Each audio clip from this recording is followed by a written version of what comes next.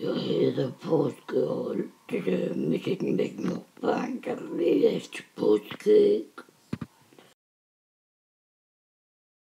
Mere påskeæg findes ikke, det er mor, der har lagt dem. Jeg er fred for de små møgunger. Ud af min have i små møgunger.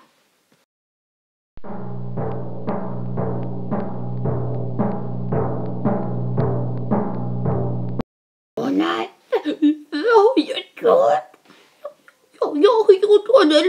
Hvordan kan jeg dræbe påskehanen med til over for ham? Ole, dig som nu dræbte påskehanen, men gjorde det hele godt igen, og hermed fortjent at komme med til påskeøen og blive den sande påske. Simsalabim blev den nye påskehare.